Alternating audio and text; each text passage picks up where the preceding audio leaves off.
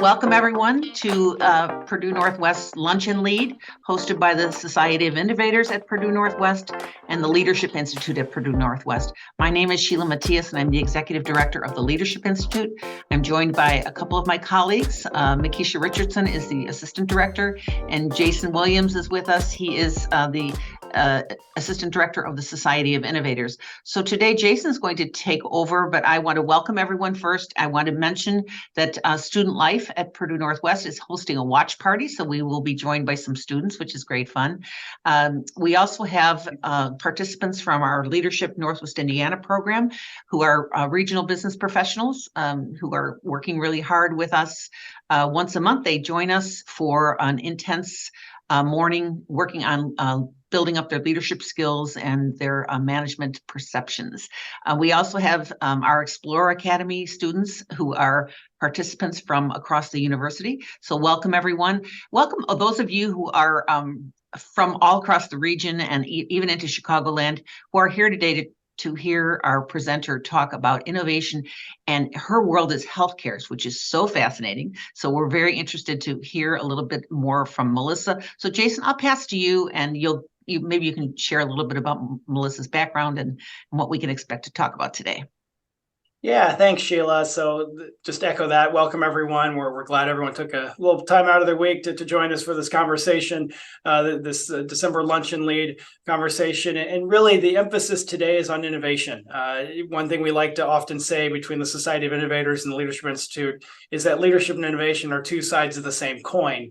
But today we get the honor of speaking with someone who literally has innovation in her title. And so we're going to talk about what it takes, what it means to be an innovative leader or lead innovation within your organization.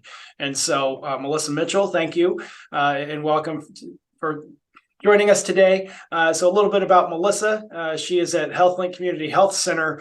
And really, we're going to hear about her career that has grown alongside HealthLinc. She joined the group back in 2008 as a managed care specialist and over many different roles, but between now and then currently serves as the Chief Innovation and Strategy Officer. Melissa has a passion for creating vision, setting course, and aligning people, technology, processes, resources, and relationships that deliver operational excellence.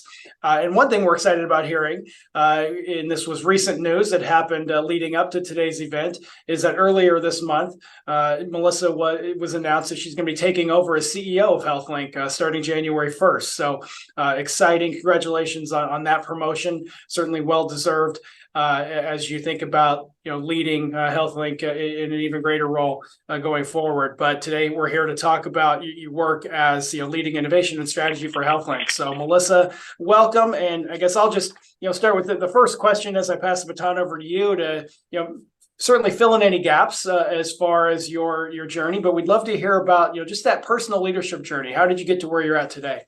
Oh, well, thank you. And thank you all for having me and taking the time to come out and listen today. So personal leadership journey, I guess if you ask my family, they would forever tell you that I've been bossy. So that's one way to really get that started. And that's true. But I've always been the type of person who can't just be a part of something, but I have to be part of the team that drives what we do. And whether that was in sports as a young person or student activities, or even in college leading things, I like to find the ways to get things accomplished and to organize people to really take advantage of their strengths and get them into the right seat on the bus. And then I've always felt that was a really fulfilling way to use my talents to get things done for whatever group I'm affiliated with. And so leadership has just been what I've done, which is, I'm the baby in my family, so that's not always attributed to the youngest one, but it is a place where I felt comfortable and felt that my skills were best used. Perfect. Thank you for sharing that. And we know that, leadership, innovation, these are team sports, and, we can't do it alone. So if you could share, along that journey, who have been some other individuals, mentors, leaders that have inspired you and helped you along the way? Yeah, I guess I can go through kind of the two biggest ones. And the first, from when I was a very young child, was watching my mom. She was a leader in healthcare, even from the time that I was born. She was just an incredible role model to have in my life, to see, this woman leading a healthcare organization way back when I was younger. And then as I grew up and I knew that I had no intentions of going into healthcare because I watched how hard it was for her. Uh, Life has a different opportunity all the time, right? And I found myself in an organization where Beth Roble was leading it, and she is just a giant in this FQHC industry. And being able to follow her and the team that she built for the last 15 years has really been instrumental to helping me learn the ways. Perfect. Thank you. Yeah, definitely important to think about those mentors that have helped us along the way. As I mentioned, today this is really an emphasis on innovation and kind of leading organizations through change, through relevancy. But I fully recognize that innovation to many people can be that generic buzzword that means everything and nothing all at the same time. So as we start to kind of shift to talking about innovation at HealthLinc and under your leadership, how would you define innovation? What does innovation mean to you? Yeah, innovation for the sake of innovation is not that exciting. If you can come up with something really fascinating that is no purpose to anyone that you're working with, then it's kind of pointless to do it. For me, innovation is about making everything better. What can we do? How can we work differently? What can we learn and start that can make it better for either some or all of the people that we're serving, those stakeholders that really make a difference? And so for me, when I think of innovation, what I'm really thinking of is, what do we need to do so that this can be easier, so that we can do more of whatever that looks like for that situation? So in my world, it's healthcare. How can we serve the patients better? How can we make their lives easier?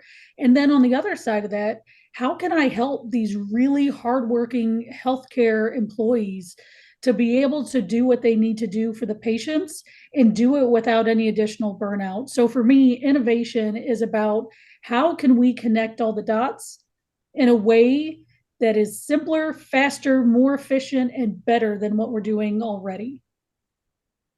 Perfect. Yeah, I love the connecting the dots. I think that one really stands out because I think there's a lot of truth in that. There's a lot of existing ideas and concepts, things that have already been done, but it's about collecting those dots and connecting them in new ways, and also that better, right? I think one thing that I think you allude to when you're talking about making the world better, things for people better, is you're creating value. And on some level, right, our innovations are coming together to create value for whether the end user or the stakeholder, if that's an internal process. So thank you for sharing that. And I guess the other angle on innovation, because I think your description, right, we could talk about that applies to the products and services and the actual innovations themselves. As far as your role as an innovation leader, what does it mean to be an innovation leader? Taking chances that you don't know if you should take. I'd love to say it differently. There's some times in innovation that you don't get it right the first time. So being that leader, that person who is forging ahead when you really don't know the path, that takes some guts. And there have been a few times that I felt really comfortable in things that we've taken on and done differently. There have been a few times that I thought, well, let's try it and see how it shakes out. And there's no peer support group when you're on the leading edge of doing things. A lot of our peers, when we talk to them about, well, are you going to do this? Are you going to start this program? They'll say, yeah, I'd rather wait and see if somebody else does it and watch them have their pitfalls so I can avoid them.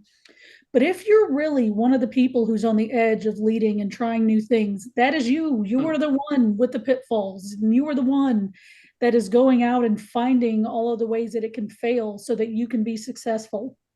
And so with that, there's a lot of opportunity to be the one who does something, but it doesn't come without scares or, sometimes bumps that you would have rather not had to go through, but you also can't wait around for someone else to be brave enough to do it. Yeah, well said. Well said. And you've been with HealthLinc now for 15 years, right? So going into your 16th. So you've seen a lot. Obviously, in the healthcare system, we know what the last 3 to 5 years have looked like. Literally being on the front lines. I guess to put you on the spot a little bit, you talk about taking those risks. Maybe ask you for two examples. One, can you think of a time where leading innovation, you did take that risk and it worked out? but then on the flip side, what's a swing and a miss you might be able to share with us? All right. Getting out the dirty laundry. Yeah. Okay. So let's think of a time that we did really well. I'm going to start with telemedicine because you mentioned the pandemic, and telemedicine was a really big thing around 2020, but we have been doing it since way back in 2013. We had started two school-based telemedicine clinics before it was a big deal because we were able to recognize that there was need for people, and a lot of our patients face transportation barriers. And so they just couldn't get to us. And so we developed kind of a different modality of telemedicine care that really turned out well. And I'll get back to this in a second because I'm going to loop back to that on the not so great now. But that way, we were so far ahead that when the moment came for us to need that telemedicine for the pandemic, we already did it. We knew the ins and outs of it. We knew what was going well, what wasn't. When new technologies came out, we were already on board for what we were going to need and how we could deploy that and how it would be best used.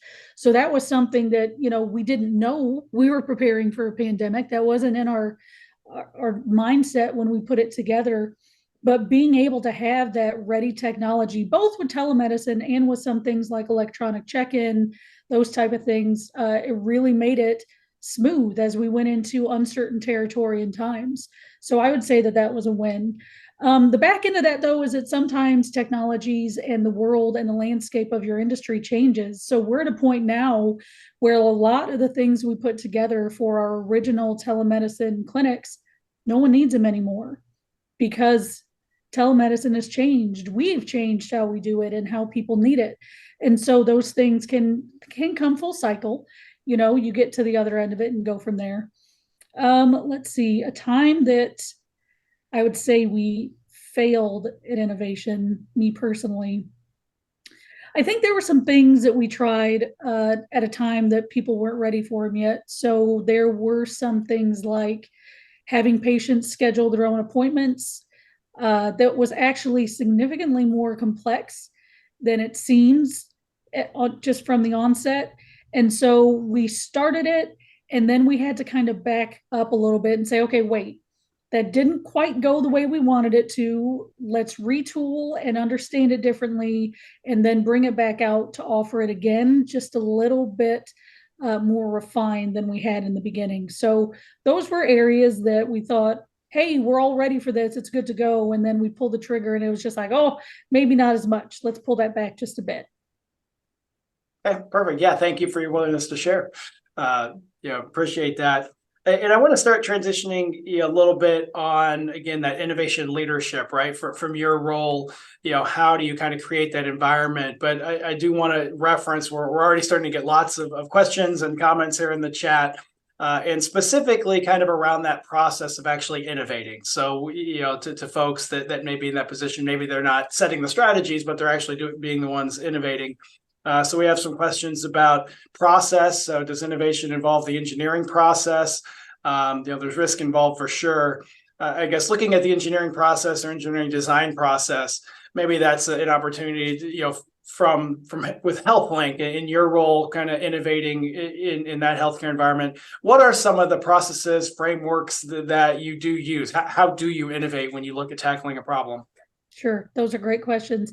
And I will tell you that HealthLink's current CEO, who I'll be filling the shoes for, often says, because she is trained as an engineer, and she says that she is re-engineering healthcare. And I've been on the side of that where the leadership was embracing re-engineering how things have always been done. And that's critical as part of a team that wants to innovate, is to have the leader from all the way at the top to the senior team to everyone to be on board with that innovation and reviewing those processes and determining, is it worth making the next steps or not? Some of the things that we do are cycles like Plan, Do, Study, Act, the PDSA cycle. We do try to follow that process and make sure that we're innovating wisely. Some of those things that went well or not so well came through that process. We also have a few people on the team that are trained in lean and understanding how to do some of the more formal lean process development, so that we can look through and determine through that cycle if that's something that we want to change or modify in some way. And so I do think there has to be some level of formality to make continued changes and innovations so that you can learn from it and leave a legacy of it. You know, as someone who's transitioning into the leadership role in January, I'm blessed to have had the opportunity to work with a company for 15 years. So I can look back and see things that went well or didn't go well. But if I wasn't the person transitioning into that seat and someone externally was, and they had to just go by their gut instinct on whether or not something should be changed, and there was no plan or process that had determined what was going to go well, what things could have gone better for them to reference, then they're going in blind. And anytime you have a transition or a leadership team that has no information on what might have been done before, they're destined to create some of the same mistakes because they don't have that history. Yeah, perfect. So I guess maybe talk about that then. How, as a leadership team at HealthLinc, how are you helping, the rest of the organization, kind of archive or learn from what has worked in the past or what has not worked in the past? So archiving is hard, right? Because everybody has to be on the same page about where everything is. Having knowledge bases for things like our technology department and databases where they can store all of their documentation is really huge. We save everything, maybe too much in our networks and those type of things so that we have a way to go back per project and see if we did a PDSA. And then we try to transition the knowledge as we move different leadership in and out and around the team so that they all have the opportunity to say, hey, did we ever do something on this process? And then we can look and see through our quality teams and committees if that's been done before, if there's a legacy knowledge of what might have happened maybe before we were doing PDSAs. And then we have to make sure that we understand, even with that knowledge, that doesn't mean that that project isn't viable now where it wasn't previously, because everything has changed. If you look at healthcare, the landscape over the last 6 months, year, 5 years, everything's different.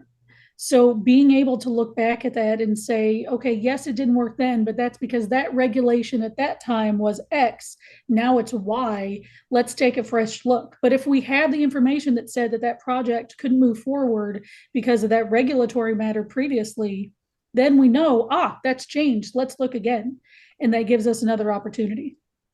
Okay, perfect. Yeah, thanks for clarifying that. And yeah, I think it's fantastic, right? We're talking about some of the different processes. You've mentioned several different frameworks that maybe you do use or have used. Talking about some of the external factors that may dictate some of our innovation. I guess to shift this truly to that leadership side of things, more that, I guess, culture or environment. So, more so than just the how or the process that we're following. How do you think about creating that environment that encourages innovation? So again, regardless of the tool we may pull from the toolkit, just kind of that innovation lives here because. Yeah, that's a good one. And that's hard. The hard skills, the technical documentation, that's easy, right? Because you can download those online and you can decide which one you want to use. And if you don't like it, pick another one. The creating the culture where innovation is admired has to start with banning the words, well, we've always done it that way. And I'm sure everyone on this talk today has already heard that somewhere, somehow, but you cannot lean on what has always worked in an industry that is always changing. So the very first thing you have to do from a leadership standpoint is set that safety for everyone to say, hey, did you know this is maybe not working the way you thought it was from a leadership perspective? And then hearing that person who does it day in and day out tell you this is not working and not being defensive about that helps you to get new ideas and new concepts. When you constantly defend the way things are right now, that can scare people. They don't want to bring it up. They don't want to say, did you consider this could work better? And when you don't have those people willing to have that conversation, then your innovation dies, because there's only so many ideas that you can have when you're not doing the work. There's only so many concepts that you can take from whatever you're learning and say, this will absolutely work, without the people who are doing the job saying something about it. And the other thing that I think that we've done well and I'm excited about is we've done a lot more to engage those people on different task forces and committees and groups, so that they have the opportunity to be in a cross-functional team and spitball ideas off each other back and forth. But you also have to allow for that from a leadership perspective to create that culture. You have to give time for those ideas to breathe in a group where people can talk about it, so that they have the opportunity to say, this will work, won't work, and then get additional feedback from their peers. Perfect. And again, well said. And I guess there's this balance then of, call it top down or bottom up. I mean, yes, I think we can all agree it's important to create that safe environment where people, feel empowered and even sometimes the autonomy to do the work that they see needs done. But I guess talk about the importance of, again, your role. You're setting strategy, you're driving innovation in this organization. How much of that is necessary to come from the top, versus just this, very open, autonomous environment? A couple things. You have to be able to, from the top, tell your organization that you value innovation. You have to do it, because at the point that the CEO were to not be on board with that, it doesn't matter what you want to do. It's not going to happen. CFO, critical. There's always money involved.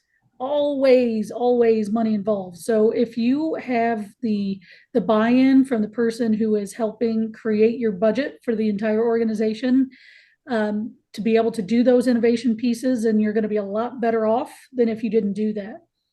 And operationally, if we're talking about positions like COO, those type of things in my world, you've got to have someone willing to look at the processes and say, okay, here are some places that we can plug in and do those innovation, because everyone at the end of the day, we are all answering for something to make sure that we're doing it as an organization. And so being very specific and intentionally putting money where your mouth is and time where your ideas are has to come from the top, because the people, even though we have a servant leadership culture, the people who are doing the frontline work don't have the authority to set aside what's needed company-wide to create those innovation spaces. Perfect. And so at HealthLinc, you bring in the CFO and talk about budgets and, kind of allowing that investment into innovation. What does that look like? Obviously, we're kind of at the year end, planning for the next year, whether that be budget or strategy and programs for the new year. But as you look at kind of balancing that status quo, right, and kind of our bread and butter product lines and services, how do you think about where are we investing next year, and how much willingness are we to, risking some budget on new projects, or willing to just invest in new ideas? So here's what I'll always tell you. And in our world, grants and those type of funds live under innovation and strategy, because sometimes you don't have the money for it. We're a nonprofit organization. We have a very thin margin. I can't always go to my CFO and say, hey, I want to try this fun new thing. Will you give me all the money for it? Because she'll laugh in my face, justifiably. I get it. So what we also have to do is go work with community partners and funders who also want to try something and get the money that we don't have in our regular operating budget. And so that's been a big way that we have leveraged our different partnerships to make sure that we can get some funding to try something new, to improve the patients that we're trying to work on, and then have that work out best for everybody involved, whether that be us, the patients, the funding organization. I would not recommend just going into a discussion with your CFO without looking for sources of funding for innovation, especially when you're a nonprofit, and just saying, and by the way, I need all this money, because they should say no. They just should. It's not something where this is just infinitely financed. So if you can find a way to go into an innovation and say, hey, we want to try this. This other group wants to try this. They have some dollars they want to contribute to it. Maybe find a way to do a match or a portion of that through your own budget, but don't don't go into that discussion and say, and I think we should just self-fund all of it. Perfect. And when as you're looking at those projects, and I love how you describe that as, hey, we want to try this. What leads, kind of the chicken and egg in this? Is that feedback you're getting from stakeholders and clients you're serving? Is it just capacity needs you have internally or industry trends? What typically leads those conversations? If I'm being wholly honest, it is somebody is annoyed with something. And really that's what some people call the mother of all innovation. It's you find a need, but I call it an annoyance. Whether people are tired of having to apologize to our patients because we can't help them with something that was outside of a normal healthcare organization, or it's because they're so tired of trying to complete 88 pages of paperwork, or it's because sometimes the community has a need that we really want to fill, but we don't currently have the capability to do that, but we're watching how desperately it's needed. Those are the things that make us step up and say, okay, we have to do something at this point. And there are other outcomes or inputs that make it change. Like, everybody's aware that healthcare doesn't have enough workforce. I don't think there's any surprise about that. So in those cases, all right, let's create some. Those are the ways that we've gotten to some of our internal training programs or our residencies, because there's no other option anymore than to take on the thing that tackles the need that we have. All right. No, that's great. Well said. And I love the emphasis on, something that annoys you. I think talking to entrepreneurs and, even when we have a chance to talk to students, people want to start a scalable business and find something that will grow. And, I think getting back to, finding a good problem to solve, it's, hey, what's a scalable problem, right? If it's a problem for me and it's a problem for my colleagues and my peers and my friends, maybe it's a problem for more people beyond that. So I love hearing that from you as well. Let's shift a little, and thank you for sharing all about, kind of how HealthLinc is thinking about innovating and creating that environment. But now just kind of that need to innovate, right? I mean, we know we live in a disruptive age, obviously more so than ever. We can go back 10 years ago and talk about the disruption and the speed of, technology is faster than ever before. But again, more so now, I think year over year, it just becomes even more so as we're heading into 2024, right? We're seeing all these year-end reviews and now, 2024 trends on the horizon to pay attention to, in the healthcare space. What are some of the things that really have your attention right now and also, personally for you, as you begin to transition into this the top leadership role? That is a good question. There's a lot. And so you got to remember, things in healthcare are a little bit strange because while we have to constantly advance and move forward, we're tethered to a lot of regulatory information that is very, very outdated. So we have this tightrope between how can we innovate and increase our capabilities in a landscape of everyone needing healthcare and not having enough services for the whole world. But then we have to do it with some regulatory guidance and billing type of functions that are old. They're just old. I'd love to say it differently, but I think HIPAA's last omnibus was maybe in 2013. I should know this, but I don't remember right now. But the problem with that is that, telemedicine wasn't big then. AI wasn't a thing then. Some of the things that we're trying to tackle are things that are not even vaguely referenced in the scope of healthcare regulatory. So those things all play into it.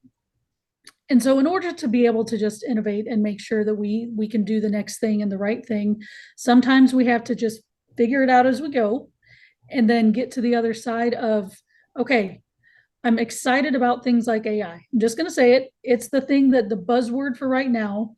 And you have to do that very cautiously. How can we use it not as just something that's cool? Like, oh my gosh, let's do AI this way and that way, but use it as a way that it's really meaningful to the organization and then still stays within those regulatory functions.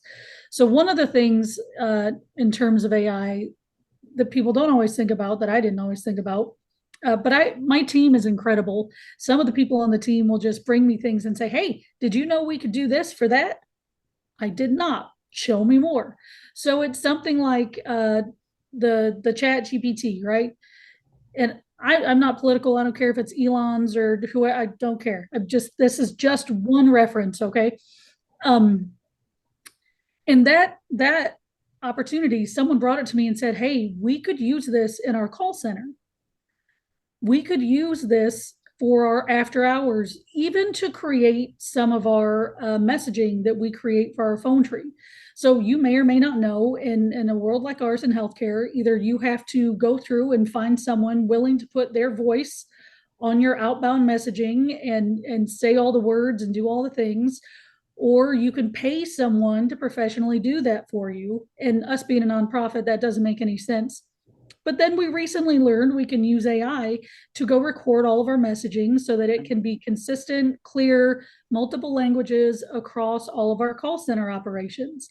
That's something that's easy enough to get into, to use and try a new technology without it being very ingrained in some of the more difficult and complex healthcare structures that people are dealing with when they start looking at AI for documentation, charting, that type of thing. So there are ways to get into even the buzzword pieces as an innovator without necessarily doing the hardest part first. Yeah, no, well said. Thank you for sharing that. And as you talk about new versus old, I guess one new development heading into 2024 with HealthLinc specifically is you do have a new facility coming together, right, in Michigan City. So I guess looking at when you have the opportunity to build a new facility like that, I don't know how much of say a blank canvas that is, but thinking about new technologies, from the physical construction of spaces in the building to software technologies you can implement in a new space when you can design it from the ground up. Talk about that a little bit. I guess how do you balance being able to control a new facility versus how you implement in existing facilities? Oh, that's a good question too. It's so exciting with the new facility, and this one coming in Michigan City in early of 24. It has been the largest facility that we have ever done from the ground up. And so a lot of times, like you mentioned, we've been able to rehab or refurb existing structures. This one was ours from scratch. So being able to have the input into exactly who we are in a building has been so fun. We were able to put in things like a full training and cooking kitchen into this one where we've never been able to do that before. And we're doing a lot of work with food as medicine to try to improve our patients' chronic conditions. And being able to have that technology just from the get-go is super exciting. Being able to put in, so we flow in a team, and our care teams work together in small pods so that everybody is right there for the patient wherever their visit is. Being able to design even the architecture of the building to reflect how we see patients and how we can group together is going to make it so much simpler than what the staff is trying to do at our current location. And doing those things, those lean processes, those standardization of the flow, because we've been able to control it, it's really exciting, and I can't wait for that place to open. Yeah, perfect. What's the timing of that project? We're getting very close. I do believe we're going to be opening in spring of 24. I'm not giving any exact dates yet because every time we do that, it gets thrown off. But I believe we're going to be opening soon. And we are adding a new pharmacy to that location. We're adding optometry to that location, all sorts of specialties that we weren't able to get into the current building. So it's going to be good. Yeah, perfect. And again, right, we're transitioning into that new year. Certainly the Michigan City project is something you're excited about. In your current role, you've been setting, the strategy and some of the projects for the new year. And again, you're transitioning into this new role in January, at the leadership helm. What else are you excited about? What, looking into 2024, what maybe not specific projects, just in general. Yeah. So 24, it's the launch of the next era of HealthLinc as I take over that CEO spot. And because we've had such a strong foundation and the work that's been done since the inception of the organization, we're in a good place. We have a lot of amazing staff. We're financially stable. Uh, we've had a lot of foundational infrastructure that we've built in over the last years that the company has been going strong. And I'm very excited about what that looks like next. I think you're going to see in the next few years a lot of things that look like mergers or acquisitions or partnerships. And we want to take care of that too. We want to work with our community partners and make sure that we're working together to develop a lot of things that we're not doing now. You'll see more residencies coming from us. You'll see more training opportunities. You'll see more of our intentional work to get the workforce in all of our territory expanded, not just for our own locations, but really being able to help train the future in healthcare for what needs to be done for the patients is something that we're going to be doing even more as we move into 24 and beyond. Okay, perfect. Yeah, thank you. No, we're certainly excited to see what comes next and continues to come from HealthLinc. And we still have a few minutes to chat, so that doesn't mean we're wrapping that up. I'm trying to keep an eye on the chat here. So if there are any questions, please feel free to start dropping those in to the chat here, and we'll try to pull some of those here in our closing minutes. But Melissa, one thing I wanted to talk about. Was that, innovation. I mean, we found that often, right? I mean, leaders like yourself that, whether they have innovation literally in the title or not, you typically haven't been trained up, right? You didn't go to school for innovation. You didn't go to school for this work. And, so somewhere along the line, right, you were tapped on the shoulder to say, okay, hey, you're now the one responsible for helping us generate new ideas, or you're now the one responsible for keeping us relevant in the future. So we might have some other folks listening that's just happened to, or certainly may, find that soon down the line, that again, they get that tap on the shoulder to say, hey, you're the person now, right? You're keeping us relevant. New ideas are your thing. So what do you tell those people, as they're transitioning into those innovation leadership roles, whether they kind of wanted them or not? Oh, that's often the case, right? Where you're like, wait a minute, I wasn't expecting that job. No, here's what I would tell you. Just always be looking for what needs to be done. I like to keep a little, and maybe this is why that ended up being my role over the years. I like to keep a little working list of things that if I ruled the world, I could change, or if I go out into the world. Sometimes I'm on vacation with my family and I buy something and I see something that's incredible, right? And I think, oh, I would love to do that. So have your eyes open all the time, regardless of what you're doing, of something that you think is really incredible and you would love to see more of that in what you do. And that doesn't have to be a technology. That can be a way people treat customer service. I mean, if you look at the changes, let's just real briefly, before everybody paid attention to Chick-fil-A saying my pleasure, right? When they took care of you, no one really cared. No one mentioned fast food customer service. It wasn't a topic of conversation. But now you'll see more and more organizations that are trying to put a catchphrase on their fast food customer service. That's innovative. That didn't change anything about how they serve chicken, but it changed how they were viewed in the industry. I think Southwest has done this over a lot of years with how they have fun on their flights, or how they allow for things that the rest of the industry isn't doing. That doesn't change how their planes fly, right? So it's not necessarily intrinsic to what they do as an industry, but it does set them apart and makes you say their name when you're talking about people who are innovative. So I guess my advice would be find something, no matter where you're at, that you are fascinated by, and keep it until you can find a use for it. It might end up looking like, that junk drawer in your kitchen of great ideas, but it might someday come out and say, oh, yes, I remember that was important. And I remember how it felt. And you want to involve that emotion as part of it. Yeah, no, that's great. I think what underlies that is, kind of curiosity. Talking about that, I think you just explained kind of having that mindset.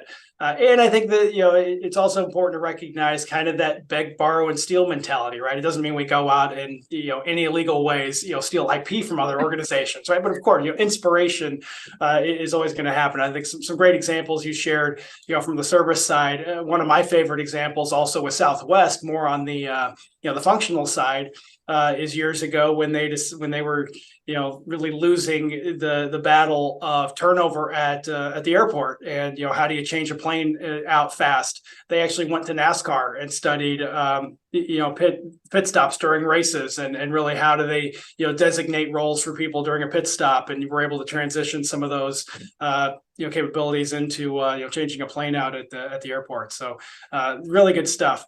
I do have one question on here specifically about a think tank series on entrepreneurship and innovation. And you certainly will share, to our audience more of what's happening at PNW. I guess I would take that out to a bigger scale to just say, is your role as an innovation leader, so what are some of the resources that you have turned to or you do turn to on a regular basis to, continue to hone those skills for yourself? Yeah.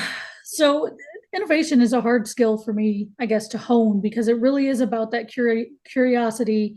And I would say research is important. Being able to figure out the why on why something needs to change, what needs to change, being able to really be focused on some of the details that don't seem to matter, but are really pivotal as to why something is done. So I would always be honing your ability to learn about something new and the why behind it. Also, just the curiosity you mentioned is huge. I read a lot about what's going on in the industry. I listen a lot to the people who are brilliant when it comes to things like technology and healthcare in the future. I go out of my way to surround myself with people that I see doing cool things. And whether or not those are the things that I'm looking to do right now, I love hearing about the process on how did you decide to open that, or what made you think about doing something you've never done before, and then just being open to those opportunities to learn. That's awesome. I love that. Surround yourself by people doing cool things. We often hear too, right? Leaders saying, "Hey, I intentionally don't want to be the smartest person in the room." Right? Again, surround yourself with people that are having that success. So fantastic. We are here at our closing. Minute or so to close out. I don't see any other specific questions in the chat, but one thing we do like to kind of wrap up with, Melissa, I'll ask you. Share any advice you might have for other leaders or just encouragement of how we might use our talents to make this world a better place. Oh, that's a good one. So I guess if I'm sharing what I would advise people, it's don't be afraid to fail forward. As long as you learn something, no matter what happened in the outcome, you have been successful. And it doesn't always look like a huge major innovation. It doesn't always look like you're changing the landscape of how people fly. Sometimes it's bad, but you learned something as you went through that, and you took the opportunity to try something. And maybe you figured out that it didn't work, but that's just that first fail. Everything after that is another version of success. And so if you give up because something didn't go the way that you hoped that first time, you're robbing yourself of every success you were about to have after that. Perfect. Good comments to drop the mic on. Melissa, thank you so much for taking the time to join us and to share about the great work you've been doing at HealthLinc. Obviously, congratulations again to a well-deserved promotion, and we wish you the best of luck as you take the helm at HealthLinc into 2024. Again, to everyone that joined, thank you for carving out part of your day and part of your week during this busy season towards the end of a semester on the academic side, and certainly as we're all getting into holiday and strategy mode within our organizations. That is a wrap, so thank you all. Thank you so much for having me today. I appreciate the time.